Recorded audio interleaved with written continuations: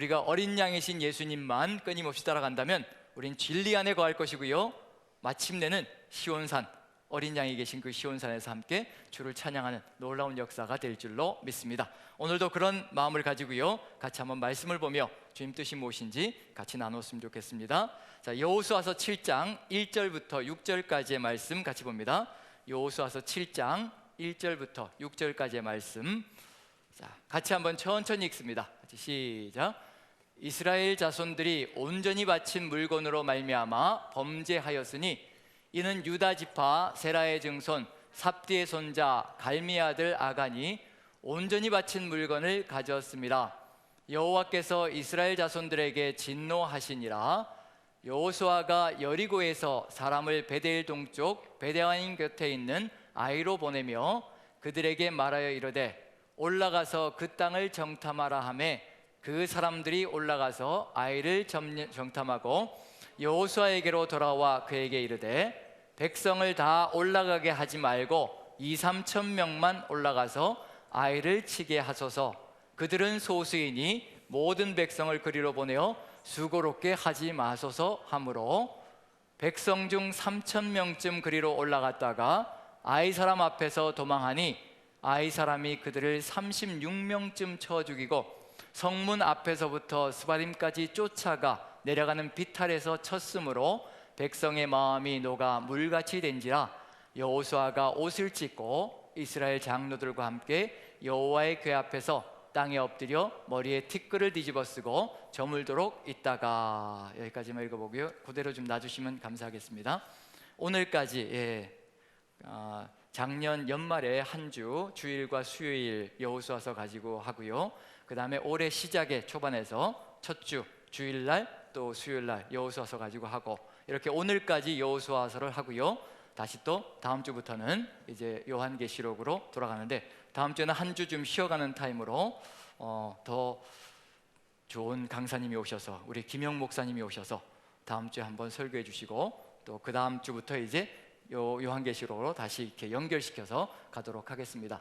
여호수아서 오늘 마무리를 지으면서요, 이제 같이 운명의 반전이라는 제목을 가지고 같이 나누려고 하는데, 여기서만 봐도 좀 느껴지는 게 뭐냐면요, 한 두어 가지만 먼저 점검을 하고 이제 본문으로 좀 들어가 보도록 하겠습니다. 5절을 보면 아이 사람이 그들을 36명쯤 쳐 죽이고 성문 앞에서부터 스바림까지 쫓아가 내려가는 비탈에서 쳤다라고 되어 있습니다. 이스라엘 민족이 처음으로 패배를 경험하는 거죠. 여리고성 전투에서는 대대적인 승리를 거두었는데 아이성 전투에서 보잘것없는, 대단한 성은 무너졌는데 보잘것없는 아이성에서 완전히 격파당하고 무너지는, 패배하는 안타까운 역사가 펼쳐졌습니다. 어느 정도로 철저하게 패배했다는 것을 보여주고 있냐면요, 여기서 보시면 성문 앞에서부터, 즉 아이성의 성문 앞에서부터 스바림까지 쫓겨갔다라고 되어 있습니다. 지명이 만들어지고 있어요. 지명이 스바림이라는 지명이 만들어지고 있는데, 사바르라는 히브리어 단어에서 나온 단어입니다. 사바르는 뭐냐면요, 물건이나 그릇이 산산조각으로 깨어지는 것을 사바르라고 얘기합니다. 그래서 스바림, 복수형이거든요. 복수형이라는 얘기는 뭐냐면 이스라엘 민족이 철저하게 깨졌다는 것을 보여주고 있는 중입니다. 아주 산산조각이 난 겁니다. 그리고 36명이 36명이 죽은 것으로 되어 있는데, 쳐 죽이고라고 되어 있는데, 성문 앞에서부터, 그건 이미 성문 앞에서 죽임을 당했고요, 성문 앞에서부터 스바림까지 쫓아가 내려가는 비탈길에서 쳤다라고 하는 거 보니까 계속해서 살육이 일어나고 있다는 것을 느껴볼 수가 있습니다. 결국은 아주 철저하게 무너지고 그리고 깨졌다는 것을, 그리고 패배했다는 것을 보여주고 있고요, 그게 첫 번째고, 그 다음에 두 번째 보면 비탈에서 쳤으므로 백성의 마음이 녹아 물같이 되었다라고 되어 있습니다. 마음이 녹아서 물같이 되었다, 마음이 녹아내렸다라고 하면 어느 정도가 될 것인가? 어느 정도의 공포심과 두려움이 들어가야 마음이 녹아내렸다라고 얘기를 할까? 이게 어디서 나왔던 내용이냐면요, 표현이 똑같은 표현이 나와 있는데요, 바로 여호수아서 2장에 나와 있던 표현입니다. 누가 이런 표현을 했냐면요, 여리고성의 기생 라합이 이스라엘 민족 정탐꾼 2명에게 뭐라고 얘기하면요, 우리 가나안 족속들이 너희 하나님이 너희를 통하여 일으키신 그 놀라운 이야기를 듣고 두려워서 공포 가운데 우리 가나안 족속들이 마음이 녹아내린다라고 이야기합니다. 마사스라는 똑같은 단어를 사용하고 있거든요. 본래는 누구의 마음이 녹아내려야 되는 거냐면요, 가나안 족속들의 마음이 녹아내려야 되는 겁니다. 그리고 가나안 족속들이 이렇게 철저하게 패망해야 되는 것이고요, 그런데 여기에서 아이성 전투에서 반전이 벌어지고 있는 중입니다. 운명의 반전이 일어나고 있는 중이죠. 이스라엘 민족이 철저하게 깨지고 있고요, 패배하고 있고, 그 다음에 이스라엘 민족의 마음이 녹아서 물처럼 되어진다라고 얘기하고 있는 중입니다. 어째서 이런 반전이 벌어지고 있는 중인가? 이것을 살펴본다면 우리의 삶 속에서도 역시 마찬가지로 우리의 삶에서도 이런 반전이 벌어질 수가 있습니다. 하나님의 백성이 세상을 이기면서 나아가야 하는데 세상 속에서 철저하게 깨져버리고 무너져버리고 그리고 망가져버리고 그리고는 하나님의 뜻을 이루어가지도 못하고 이렇게 철저하게 패배자로 서 있는 경우들이 종종 발견될 때가 있거든요. 세상이 져야 하고 하나님의 백성이 이겨야 하는데 이런 운명의 반전들이 벌어질 때가 있습니다. 그럼 여호수아에서 우리가 봐야 될 것은 뭐냐면요, 이 운명의 반전이 어째서 이렇게 벌어지고 있는 것인가, 그게 우리에겐 또 분명히 알아야 될 부분이라고 생각되어집니다. 그래야 우리의 삶 속에서 이러한 운명의 반전이, 잘못된 반전이 벌어지지 않을 것이기 때문에, 자, 저번 주일날 우리 같이 여호수아서를 하면서 어느 부분을 했냐면요, 이스라엘 민족이 여리고성 전투와 아이성 전투가 끝난 다음에 그리심산과 아이산으로 향해 가서 거기에 가서 율법을 돌에다 새겨놓고 그리고 내려오는, 그리고 세상에 선포하는 그런 역사가 펼쳐졌다는 것을 얘기를 나눴습니다. 그 이야기가 더불어서 같이 이스라엘 민족이 걸어가야 될 그 삶의 길, 여기서도 분명한 건 뭐냐면요, 여리고성 전투와 아이성 전투가 끝나는 그 상황 속에서 왜 여리고성 전투와 아이성 전투가 끝나자마자 하나님께서 이스라엘 민족을 그리심산과 에발산으로 가게 만드셨을까? 왜냐하면 북쪽 지역은 아직 가나안 족속들이 그대로 버티고 있기 때문에. 그런데 하나님께서는 지금 여리고성 전투와 아이성 전투가 끝난 다음에 최적의 시간으로 보시고 굉장히 알맞은 타이밍이라고 생각하시고 이스라엘 민족을 그리심산과 에발산으로 보내셨다는 것, 거기에서 이 교훈을 가지고 간다면 거기에서 분명히 선포해야 될 말씀의 의미가 무엇인지를 분명히 알 수 있을 것이라는 것을 살펴볼 수 있을 것 같습니다. 그래서 여기서 보면요, 이제 여리고성과 아이성 전투에서 이스라엘 민족의 삶의 여정 속에서 왜 이러한 반전이 벌어지고 있는 것인가? 본래 죽어야 될 사람은 누구냐면요, 가나안 족속들이 진멸의 길로 가야 된다는 것은 분명합니다. 그리고 이스라엘 민족은 가나안 땅에서 적과 꿀이 흐르는 땅에서 축복을 누리면서 살아가는 것이 본래 하나님께서 계획하신 것인데, 이 반전이 벌어지고 있다는 것, 누구의 이야기 속에서 분명히 드러나느냐면요, 아간이라는 이스라엘 사람과 그리고 라합이라는 가나안 여인의 삶 속에서도 반전이 벌어지고 있는 중이거든요. 라합이라는 여리고성의 기생은 분명히 죽어야 될 존재인데 그런데 살아나 있고, 그 다음에 아간은 유다 지파 사람인데 분명히 살아야 되거든요. 살아서 그 땅을 누려야 될 사람인데 그런데 아간은 죽습니다. 이런 점에서도 운명의 반전이 벌어지고 있는데, 이러한 반전이 왜 벌어지고 있는 것인가, 그걸 우리가 안다면 우리의 삶 속에서는 이러한 반전이 아니라 올바른 하나님의 뜻을 이루어갈 수 있을 것이라 생각되어지기 때문에 같이 한번 보는 겁니다. 자, 여리고성 전투가 6장에서 벌어지는데요, 여호수아서 6장에서 벌어집니다. 6장에서 벌어지는데 여리고성 전투가 한 장의 이야기 속에 들어가 있거든요, 6장 전체에. 그런데 거의 절반의 이야기가 할애되어져 있는 부분이 있습니다. 거의 절반이 이 내용에 할애되어집니다. 절반은 여리고성이 무너지는 것에 할애가 되어지고 있고요, 절반은 여리고성이 무너지면서 이렇게 해야 된다라고 명령을 계속해서 반복적으로 내리고 있습니다. 그럼 결국은 여리고성 전투에서 하나님께서 뜻하신 바가 무엇인지가 드러나는데, 결국 무작정 죽이는 것이 목적이 아니라 하나님께서는 살릴 사람을 살린다는 그런 의미가 들어가 있는데, 한번 내용을 보시죠. 6장 속에서 17절부터 보면요, 이렇게 반복적으로 나오는 게 있습니다. 17절부터 계속해서, 자, 17절을 같이 한번 읽어봅니다. 어떤 내용이 반복되고 있는지 같이 한번 읽어보죠. 시작. 이 성과 그 가운데 있는 모든 것은 여호와께 온전히 바치되 기생 라합과 그 집에 동거하는 자는 모두 살려주라. 이는 우리가 보낸 사자들을 그가 숨겨주었음이니라.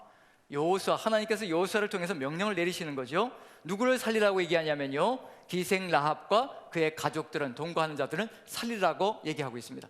이렇게 한 번만 얘기하시면 되거든요. 그런데 희한한 건 뭐냐면요, 계속해서 반복합니다. 자, 22절 23절을 보시면 같이 읽습니다. 시작. 여호수아가 그 땅을 정탐한 두 사람에게 이르되 그 기생의 집에 들어가서 너희가 그 여인에게 맹세한 대로 그와 그에게 속한 모든 것을 이끌어내라 하매, 정탐한 젊은이들이 들어가서 라합과 그의 부모와 그의 형제와 그에게 속한 모든 것을 이끌어내고 또 그의 친족도 다 이끌어내어 그들을 이스라엘의 진영 밖에 두고, 여기서 또 두 번째로도 강조됩니다.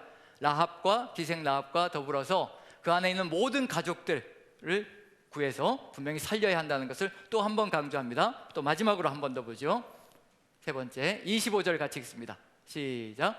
여호수아가 기생 라합과 그의 아버지의 가족과 그에게 속한 모든 것을 살렸으므로 그가 오늘까지 이스라엘 중에 거주하였으니 이는 여호수아가 여리고를 정탐하려고 보낸 사자들을 숨겼음이었더라. 자, 여기서 분명하게 드러나는 건 뭐냐면요, 여리고성 전투가 6장 안에 들어가 있는데 거의 절반의 내용을 계속해서 반복적으로 라합과 그 가족은 살려야 한다, 라합과 그 가족은 살려야 한다, 이렇게 강조하고 있는 중입니다. 결국 이건 무슨 얘기냐면요, 무작정 하나님께서 가나안 땅에 이스라엘 민족을 들여보내신 것은 죽이려고 들여보내신 것이 아니라 살릴 자는 반드시 살리려고 하나님께서 들여보내시고 있다는 거, 그것을 보여주고 있는 중입니다. 결국은 여기에서 중요한 건 뭐냐면요, 누가 살고 누가 죽는지, 그게 중요하다는 얘기거든요. 왜 살고 왜 죽는지 그것도 우리에겐 중요합니다. 왜냐하면 우리의 삶 속에서도 우리도 구원받은 자로서 하나님의 뜻을 이루어가며 생명의 역사를 이루어가는 사명자들이라는 점에서 우리가 이 땅에서 어떤 사명을 가지고 있는지도 바로 이 안에 들어가 있기 때문에 우리에겐 상당히 중요한 의미를 가지고 있습니다. 자, 왜 이러한 라합이 사는 일이 벌어졌는가? 누구에게로 왔기 때문인가? 누구를 믿었기 때문인가? 그것이 중요하다는 얘기거든요. 다시 한 번 더 라합의 신앙 고백을 한번 봅니다. 이러한 신앙 고백이 있다면 능히 살아날 수 있다는 것을 분명히 보여주고 있는 중이거든요. 그래서 2장을 봅니다. 2장을 라합의 신앙 고백을 한번 봅니다. 2장 9절부터 11절까지 같이 한번 읽어보죠. 같이 시작. 말하되 여호와께서 이 땅을 너희에게 주신 줄을 내가 아노라. 우리가 너희를 심히 두려워하고 이 땅 주민들이 다 너희 앞에서 간담이 농나니 이는 너희가 애굽에서 나올 때에 여호와께서 너희 앞에서 홍해 물을 마르게 하신 일과 너희가 요단 저쪽에 있는 아모리 사람의 두 왕 시온과 옥에게 행한 일, 곧 그들을 전멸시킨 일을 우리가 들었음이니라. 우리가 듣자 곧 마음이 녹았고 너희로 말미암아 사람이 정신을 잃었나니 너희의 하나님 여호와는 위로는 하늘에서도 아래로는 땅에서도 하나님이시니라. 이게 여리고성 기생 라합의 신앙 고백입니다. 누구를 향한 신앙 고백이냐면요, 여호와 하나님을 향한 신앙 고백이 이보다 더 출중할 수 있을까 싶을 정도로 뭐라고 얘기하냐면요, 우리가 너희 하나님으로 인하여 정신을 잃었다고 얘기하고, 그리고 너희 하나님은 하늘에서도 하나님이시고 땅에서도 하나님이시라. 그럼 이 온 우주 만물 가운데 누구만이 여호와 하나님이시고 진정한 신이라고 고백하고 있는 중이냐면요, 여호와 하나님만이 바로 참신이라는 것을 고백하고 있는 중입니다. 가나안 땅에 얼마나 수많은 우상들이 질비하게 늘어서 있는데, 얼마나 많은 신들이 가나안 땅 안에 들어가 있는데 자기가 믿는 모든 신들을 다 버리고 누구를 선택한 것이냐면요, 바로 하나님, 여호와 하나님을 선택하였다는 것. 그것이 어떻게 가능하게 되었는가? 누구로 인하여 가능하게 되었는가? 그 속에 뭐가 들어가 있냐면요, 우리가 맡아야 될 사명도 그대로 들어가 있습니다.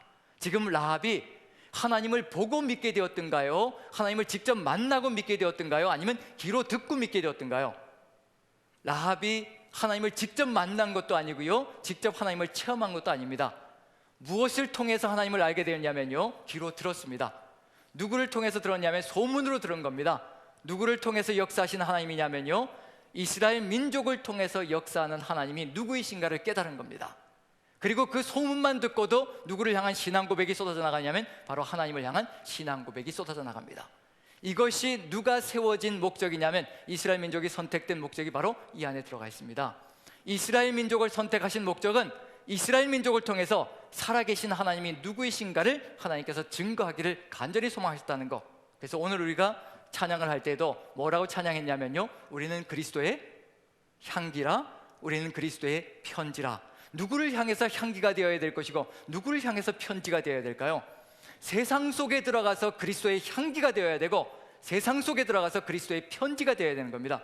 무슨 얘기냐면요, 우리의 삶을 통해서 그리스도의 향기가 퍼져나가야 될 것이고 우리의 삶을 통해서 예수 그리스도의 말씀이 편지를 통해서 세상 곳곳에 증거가 되어져야 된다는 것.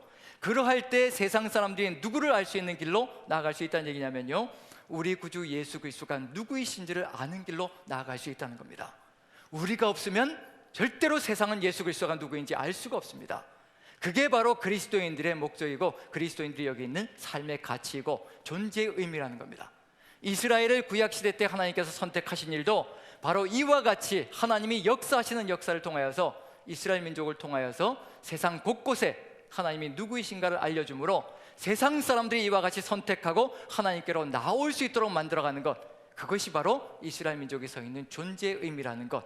그런데 이제 문제는 뭐냐면요, 아간은 여기서 분명한 건 뭐냐면요, 라합은 이런 신앙 고백을 통해서 기생임에도 불구하고 살아나는 역사가 펼쳐집니다. 여리고성의 기생이죠. 가나안 족속입니다. 분명히 진멸되어야 될 사람이거든요. 그런데 이러한 신앙 고백을 통해서 살아납니다. 그런데 이스라엘 민족인 아간은 죽임을 당합니다. 진멸되는 거죠. 아간만 죽는 것이 아니고 라합만 살아나는 것이 아니고요, 라합의 온 가족이 라합으로 인하여서 함께 살아납니다. 하지만 아간은 아간만 죽는 것이 아니라요, 자신의 아들, 딸들, 모든 가족들, 모든 재산들까지도 한꺼번에 다 진멸되어지는 역사가 펼쳐집니다. 본래는 라합이 진멸되어야 되고 라합의 가족이 진멸되어야 되고 아간의 가족은 살아나야 되는데 반대 현상이 벌어지고 있는 중이거든요. 그럼 여기서 분명한 건 뭐냐면, 아간이 도대체 어떻게 살아갔길래 이런 일이 벌어질까? 누구를 향한 신앙을 버렸기 때문일까? 라합은 자신이 믿고 있던 신들을 버리고 자신의 백성도 버리고요, 누구를 선택했냐면요, 여호와 하나님을 선택한 겁니다. 그리고 이스라엘 민족의 편이 되어진 겁니다. 그래서 살아나는 길로 가는 겁니다. 그럼 아간이 진멸되는 길로 가고 있다는 얘기는 무슨 얘기냐면요, 누구를 버렸을 것인가? 하나님을 버렸을 것이고요, 이스라엘 민족을 버리고 어느 길로 갔을 것인가? 즉 세상이 원하는 길로 걸어갔을 것이라는 것을, 즉 가나안 족속이 원하는 방식, 살아가는 방식으로 갔을 것이라고 생각되어집니다. 그렇기 때문에 가나안족이 진멸되는 길로 갈 수밖에 없었던 삶의 여정이 있다는 것, 그런 점에서 이제 아간의 이야기를 한번 살펴보도록 하겠습니다. 아간이 분명히 죄를 저질렀죠. 그래서 하나님께서도 그렇게 말씀하셨고요, 그래서 이스라엘 민족이 아이성 전투에서 패배했습니다. 죄를 저질렀기 때문에 패배하는 길로 갔고요, 그래서 여호수아가 아주 허탈하게 그리고 탄식하면서 주저앉아 있습니다. 옷을 찢고 주저앉아 있습니다. 그리고 하나님께 여쭙습니다. 왜 이런 일이 벌어지게 해주셨습니까? 하나님의 영광은 다 어디에 가 있습니까? 왜 우리를 이렇게 처참하게 패배하게 만드십니까? 그때 하나님께서 이스라엘 민족이 죄를 저질렀다고 말씀해 주시고, 그래서 여호수아가 그 죄를 찾아가기 시작합니다. 그래서 결국 발견한 게, 제비뽑기를 통해서 누가 선택되어졌냐면 아간이라는 사람이 선택되어졌습니다. 그리고 아간에게 네가 저지른 죄가 무엇이냐고 이실직고 하라고 하자 아간이 죄를 토설합니다. 한번 보시죠. 같이 한번 읽어봅니다. 7장, 여호수아서 7장 20절 21절입니다. 이런 죄를 저질렀다라고 토설합니다. 20절 21절 같이 읽습니다. 시작. 아간이 여호수아에게 대답하여 이르되 참으로 나는 이스라엘의 하나님 여호와께 범죄하여 이러이러하게 행하였나이다. 내가 노력한 물건 중에 시날산의 아름다운 외투 한 벌과 은 200세겔과 그 무게가 50세겔 되는 금덩이 하나를 보고 탐내어 가졌나이다. 보소서, 이제 그 물건들을 내 장막 가운데 땅속에 감추었는데 은은 그 밑에 있나이다 하더라. 자, 이 정도면 우리 시대에 어떤가요? 어지간한 사람들이면 이 정도는 다 긁어 모으고 살아가지 않나요? 집에 금덩어리 은덩어리 없나요? 우리 집에만 있는 건가요? 어찌되었든 이 금덩어리 은덩어리, 아름다운 외투 한 벌, 이와 같은 것들은 이 세상에서 살아가는 사람들이라면요, 어느 누구든지 긁어 모으려고 애를 쓰고 있고, 그리고 모아서 살아가려고 애를 쓰는 그런 부분들입니다. 화려하지요. 시날산의 외투, 시날산은 메소포타미아 지역, 시날이라는 말 자체가 두 강 사이에 있는 땅이라는 뜻이거든요. 그런 점에서 이 시날산의 아름다운 외투 한 벌, 문명의 발생지가 바로 메소포타미아 지역과 그런 지역인 거죠. 티그리스와 유프라테스 강 지역, 그 정도로 문명이 발전되어진 지역의 그 화려한 외투 한 벌, 이건 입고 나가기만 해도 세상 사람들이 정말 감탄을 할 수밖에 없는 그런 것. 요즘으로 치면 뭐가 될까요? 핸드백으로 치면 뭐가 될까요? 어떤 핸드백이 될까요? 요거 우리 여자분들, 자매님들 집에 하나 꼭 모셔두고 싶은 그런 핸드백들이 있죠. 뭐라고 하나요? 예?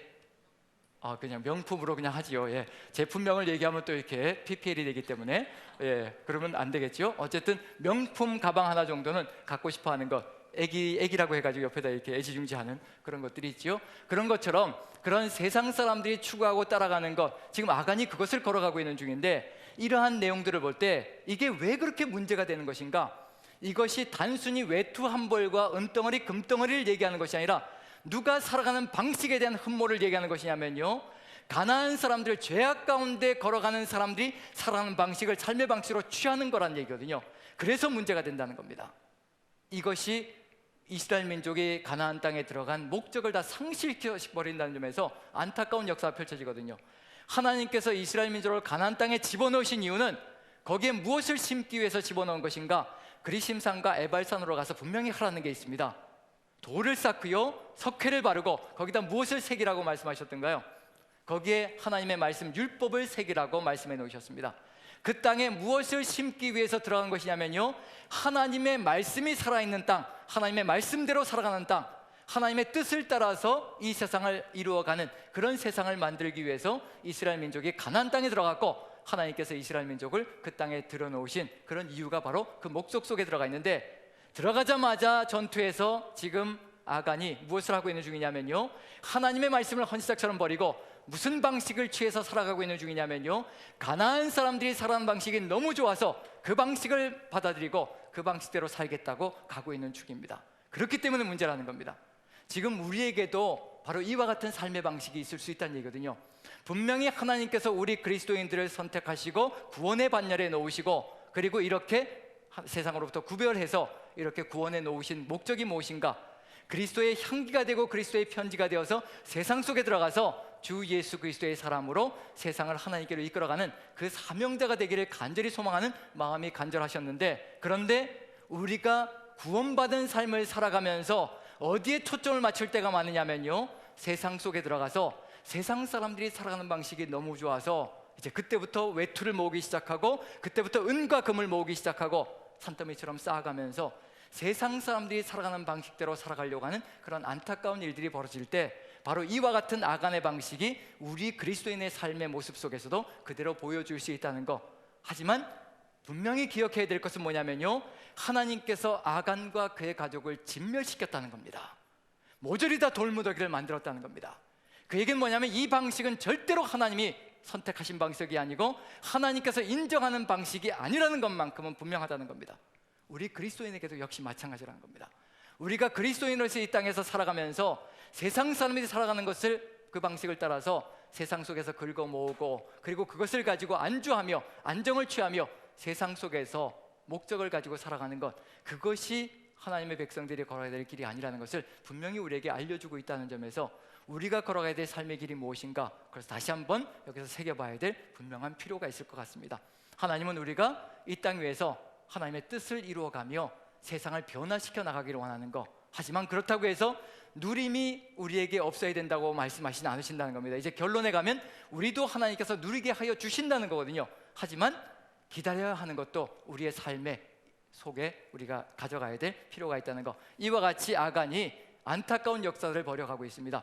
이와 같은 일로 인해서 무슨 일이 벌어지고 있는 중이냐면요, 분명히 라합은 누구의 방식을 택한 거냐면요, 가나안 족속의 방식을 버리고 자신의 신과 자신의 백성을 버리고 하나님의 백성을 선택했고, 하나님을 택하며 하나님의 뜻을 따르며 걸어가는 길로 나아가는 삶의 길을 통하여서 진멸에서 벗어났고요, 아간은 지금 하나님의 백성에서 벗어나서 세상 방식을 따라가며 세상의 길을 택하고 하나님의 길을 버린 그 삶을 통하여서 결국 진멸의 길로 가고 있다는 점에서 이러한 반전이 벌어지는데, 이 반전이 안타까운 것은 한번 보시죠. 비교를 한번 해봅니다. 라합과 아간을 한번 비교해 봅니다. 원래는 누가 진멸되고 누가 살아낼 것인가 한번 비교를 해보는데요. 자, 여호수아서 2장 1절과 15절 한번 보죠. 라합에 대해서 같이 한번 읽어봅니다. 2장 1절 한번 읽어봅니다. 같이 읽습니다. 시작. 들 여호수아가 시딤에서 두 사람을 정탐꾼으로 보내어 이르되 가서 그 땅과 여리고를 엿보라 하매 그들이 가서 라합이라 하는 기생의 집에 들어가 거기서 유숙하더니. 자, 라합은 분명히 기생, 조나, 성을 파는 여인이라고 되어 있습니다. 히브리 원어로요. 자, 그렇다면 이미 하나님께서 신명기 법속에서 뭐라고 되어 있냐면요, 창기가 번도는 개 같은 자와 번도가 똑같기 때문에 절대 하나님께 바칠 수 없고 하나님은 그것을 가증히 여기신다라고 되어 있습니다. 하나님의 백성 속에서는 절대 창기가 없어야 된다라고 분명히 기록하고 있고요, 그리고 어느 누구든지 아버지의 집에서 창기 행동을 하게 되면 끌어내어서 죽이라고 되어 있습니다. 돌로 쳐서 죽이라고 되어 있습니다. 분명히 신명기 법속에 기생이라는 것, 창기라는 것은 결코 살아날 수 없는 그런 삶의 길이라는 것, 하나님께서 인정하지 않는 삶의 방식이라는 것을 분명히 하나님의 복 속에 기록하고 있습니다. 그럼 여기서 분명한 건 뭐냐면요, 기생 라합은 가나안 족속이지요, 거기다 창기지요, 반드시 죽어야 될 존재라는 것은 분명히 여기에 드러나고 있습니다. 그리고 15절 보시면요, 같이 한번 읽습니다. 같이 시작. 라합이 그들을 창문에서 줄로 달아내리니 그의 집이 성벽 위에 있으므로 그가 성벽 위에 거주하였습니다. 이건 또 어떤 의미가 있을까요? 라합의 집이 여리고성 성벽 위에 있다라고 얘기를 합니다. 어떤 의미일까요? 성벽 위에 있다. 기생이고 창기면서 집이 성벽 위에 있다. 여리고성의 성벽이 무너질 때 어떤 일이 벌어질까요? 가장 먼저 돌무더기가 되고 가장 먼저 죽어야 될 존재가 바로 이 여리고성의 기생 라합의 운명이라는 겁니다. 기생이지요. 거기다 성벽 위에 집이 있다는 얘기는 뭐냐면 성벽이 무너질 때 일시에 한순간에 죽는 존재가 바로 라합이라는 존재입니다. 이게 바로 하나님께서 보여주셨던 라합의 운명인데, 그런데 하나님을 택함으로 인하여, 하나님께로 나옴으로 인하여, 하나님의 소문만 듣고도 하나님께 나옴으로 인하여 생명의 길로 가는 놀라운 역사가 펼쳐집니다. 우리에게도 역시 마찬가지입니다. 이 세상 어느 누구든지 예수 그리스도의 이름을 듣고 자신의 죄를 회개하고 주님께로 나오는 사람만 있다면요, 한순간에 구원의 반열에 들어갈 수 있는 것이 바로 구원의 역사라는 것을 분명히 보여주고 있는 중입니다. 라합이 뭐 한 게 있던가요? 아무것도 한 것이 없습니다. 하나님께서 일으키신 놀라운 구원 역사를 보고, 그 역사를 보고 하나님의 편이 되겠다고 나왔다는 것, 그거 하나밖에 없습니다. 무슨 대단한 행동을 한 것도 없습니다. 그럼에도 불구하고 하나님께서 이와 같이 죽을 수밖에 없는, 진멸될 수밖에 없는 여인을 살리셔서 하나님의 뜻을 이루어가는 통로로 만들어가고 계시다는 것, 이게 바로 라합의 운명이었는데 반전이 벌어졌습니다. 그런데 아간을 한번 보죠. 아간이 정말 죽을 존재였는가 아닌가 한번 봅니다. 7장 1절입니다. 같이 한번 읽어봅니다. 족보를 잘 보셔야 됩니다. 같이 시작. 이스라엘 자손들이 온전히 바친 물건으로 말미암아 범죄하였으니 이는 유다 지파 세라의 증손 삽디의 손자 갈미 아들 아간이 온전히 바친 물건을 가졌습니다. 여호와께서 이스라엘 자손들에게 진노하시니라. 여기서 이제 족보가 나와 있는데 이렇게 장황할 필요가 있을까요? 어차피 죽을 사람인데 한번 생각해 보십시오. 어차피 진멸되어서 죽을 사람이거든요. 그런데 5대를 기록하고 있습니다. 5대를. 이렇게까지 5대까지 추적해 갈 필요가 있을까? 선조 유다부터 시작하고 있습니다. 야곱의 12아들 중에서 이제 유다, 즉 왕권을 부여받은 존재죠. 왕권을 부여받고 유다 지파로부터 누구도 나오느냐면 다윗 왕도 나오고요, 예수 그리스도 메시아도 올 가문입니다. 대단한 가문인 거죠. 그런데 곧 죽을 인생인데도 불구하고 5대까지 나열하고 있습니다. 자, 저 유다부터 시작해서 한번 보죠. 유다, 그 다음에 2대는 세라, 3대는 삽디, 4대는 갈미, 5대는 아간까지 연결시킵니다. 자, 왜 이렇게 5대까지 장황하게 족보를 나열하고 있는 중일까요? 그 이유는 뭘까요? 제가 확신하기는 반드시 아간은 그 땅을 누려야 될 사람이라는 것을 보여주기 위한 의도가 들어가 있습니다. 하나님께서 약속하신 게, 아브라함에게 약속하신 게 뭐냐면요, 아브라함에게 창세기 15장에서 너희 후손들은 애굽 땅에 들어가서 400년 동안 종살이 할 것이고 400년은 4대가 된다는 겁니다. 4대 만에 그 땅에서 나와서 가나안 땅으로 들어갈 것이라. 그런데 애굽 땅에 들어간 선조가 누구냐면 유다부터 들어갔거든요. 야곱과 유다가 들어갔죠. 유다부터 들어갔다고 치면요, 벌써 몇 대가 된 거예요? 1대, 2대, 3대, 4대. 본래는 갈미라는 존재가 어디로 들어가야 될 존재냐면요, 가나안 땅으로 들어가서 그 땅을 누려야 될 존재입니다. 4대 만에 들어간다고 얘기했기 때문에요. 자, 그런데 이 4대 만에 들어와야 될 이 사람들이 광야에서 거역하는 출애굽 9세대가 되는 바람에 결국 4대는 다 죽어버렸습니다. 그럼 이제 누가 그 땅을 반드시 차지할 사람들이란 얘기인가요? 몇 대가요? 5대가 반드시 이제 가나안 땅을 체험해야 되고요, 누려야 될 사람들이라는 겁니다. 그럼 아간은 5대이기 때문에요, 반드시 그 땅이 선물로 주어지는 그런 사람이라는 것을 분명히 보여주고 있는 중입니다. 그럼 아간은 가나안 땅에 들어가서 그 땅을 잃어야 될 존재가 아니라 그 땅을 하나님의 축복 가운데 누려야 될 존재라는 것이 분명히 이 족보를 통해서 보여주고 있는 중입니다. 그런데 뭐가 되냐면요, 라합이 살고 아간이 진멸됩니다. 이런 안타까운 일이 벌어지는 거죠. 그리고 어떤 역사가 펼쳐지냐면 한번 읽어보시죠. 다음 도표를 봅니다. 여기를 보면요, 라합 가족과 아간 가족인데, 자, 라합 가족을 한번 봅니다. 라합 가족, 저기 나와 있는 동일한 단어를 살펴봐야 될 필요가 있습니다. 같이 한번 읽어봅니다. 이런 반전인데 같이 읽습니다. 시작. 여호수아가 기생 라합과 그의 아버지의 가족과 그에게 속한 모든 것을 살렸으므로 그가 오늘까지 이스라엘 중에 거주하였으니 이는 여호수아가 여리고를 정탐하려고 보낸 사자들을 숨겼음이었더라. 오늘까지 라합과 그의 가족이 뭐가 되어 있어야 되냐면요, 돌무더기가 되어 있어야 되는 겁니다. 성벽에서 살았기 때문에 성벽이 무너지는 그 순간에 돌무더기에 깔려서 이미 오늘까지 그렇게 남아있어야 될 존재라는 거. 근데 라합은 오늘까지 살아있다라고 얘기를 합니다. 그 땅을 누리면서 살아있다고 얘기합니다. 그런데 아간 가족을 한번 봅니다. 같이 한번 읽어보죠. 시작. 여호수아가 이스라엘 모든 사람과 더불어 세라의 아들 아간을 잡고 그 은과 그 외투와 그 금덩이와 그의 아들들과 그의 딸들과 그의 소들과 그의 나귀들과 그의 양들과 그의 장막과 그에게 속한 모든 것을 이끌고 아골 골짜기로 가서 그를 돌로 치고 물건들도 돌로 치고 불사르고 그 위에 돌무더기를 크게 쌓았더니 오늘까지 있더라. 어떻게 오늘까지 존재할 것인가? 이 둘 중에 선택이 들어가 있습니다. 어느 쪽을 선택하면 오늘까지 존재할 것인가? 라합과 같이 이렇게 오늘까지 생존하여 그 땅을 누리는 존재가 될 것인가? 아니면 아간같이 이렇게 돌무더기가 되어서 오늘까지 이렇게 하나님을 거역한 존재, 불신앙의 모습이 무엇인가를 보여주는 그런 시금석이 되는 존재가 될 것인가? 오늘까지 어떤 존재로 남아있을 것인가? 그것은 여호수아서에서 이스라엘 민족에게만 묻는 것이 아니라 지금 우리에게도 묻고 있는 중입니다. 오늘까지, 그리고 주님이 오시는 그날까지 우리는 어떤 존재로 남아있을 것인가? 어떤 길을 걸어가며 어떻게 생활할 것인가? 그것을 보여주고 있는 중입니다. 여기서 안타까운 건 뭐냐면요, 라합으로 인하여 모든 가족들이 하나님을 믿고 따라가며 구원의 길로 갑니다. 아간으로 인하여 모든 가족들이 하나님을 벗어나서 죽음의 길로 가고 있습니다. 나의 불신앙이, 나의 잘못된 세상관이 누구를 죽이는 길로 간다는 얘기냐면요, 내 아내와 내 남편을, 내 자녀들을, 그 사랑스러운 자녀들을 죽음의 길로 몰아갈 수 있는 그런 안타까운 일들이 벌어질 수 있다는 겁니다. 순종도 물려질 수 있지만요, 불순종도 물려질 수 있다는 것을 분명히 가슴에 새겨야 될 필요가 있습니다. 우리가 이런 삶의 정황들 속에서 이런 운명의 반전이 벌어지지 않고 끝까지 주님 오시는 그날까지 이런 반전이 벌어지지 않고 우리가 하나님의 뜻을 이루며 걸어간다면 얼마나 좋을 것인가. 자, 이 삶의 정황 속에서 라합은 자신의 모든 것을 내어놓고 하나님을 선택했고, 지금 아간은 하나님을 버리고 자신이 원하는 것을 선택했고, 이렇게 안타까운 일들이 벌어지는 겁니다. 그럼 이 내용을 통해서 그러면 하나님은 우리가 이 세상 속에서 누리지도 못하게 하시려고 그러시는 것인가? 절대 그런 것이 아니라는 겁니다. 조금만 기다리면 되는 겁니다.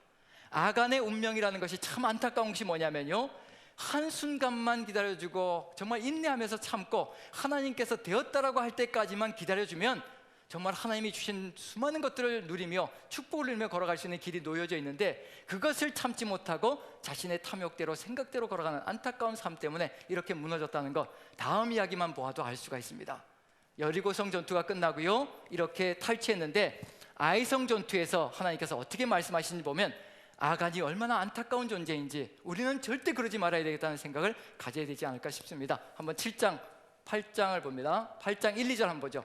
아이성 전투가 시작될 때요, 하나님께서 이렇게 명령을 내리십니다. 같이 한번 읽어봅니다. 같이 시작. 여호와께서 여호수아에게 이르시되 두려워하지 말라, 놀라지 말라, 군사를 다 거느리고 일어나 아이로 올라가라. 보라, 내가 아이 왕과 그의 백성과 그의 성읍과 그의 땅을 다 내 손에 넘겨주었으니 너는 여리고와 그 왕에게 행한 것 같이 아이와 그 왕에게 행하되 오직 거기서 탈취한 물건과 가축은 스스로 가지라. 너는 아이성 뒤에 복병을 둘지니라 하시니라. 여리고성 전투에서는요, 절대 물건을 취하지 말라라고 명령을 내리셨습니다. 아직은 아니라는 겁니다. 아직은 그곳에서 그런 것들을 취하며 그것을 이겨낼 만한 믿음이 아직 들어가 있지 않기 때문에 아직은 아니라는 겁니다. 그것만 견뎌내면, 아이성 한순간만 견디면 되거든요. 아이성 전투에서는 하나님께서 다른 명령을 내리십니다. 이제는 되었다. 이제는 아간을 통해서 교훈을 배웠고 그리하지 않으면 안 된다는 거, 왜 그렇게 해야 된다는 그 교훈을 배웠으니 이제부터는 모든 취하는 물건을 너희가 스스로 가지라라고 얘기합니다. 하나님께서는 우리가 누리지 못하기를 원하시는 것이 아니라요, 때가 되어서 누리기를 간절히 소망하시는 겁니다. 우리가 올바른 신앙관과 올바른 믿음 위에서 올바른 순종의 사명 속에서 하나님의 뜻이 무엇인가를 분명하게 깨닫고 나면 얼마든지 언제든지 하나님께서는 우리에게 누릴 것을 주실 것이고요, 그리고 살아갈 수 있는 풍족한 것들을 나누어 주실 것이라는 겁니다. 여기에서 아간이 안타까운 것은 조금만 기다리면 되는 거거든요.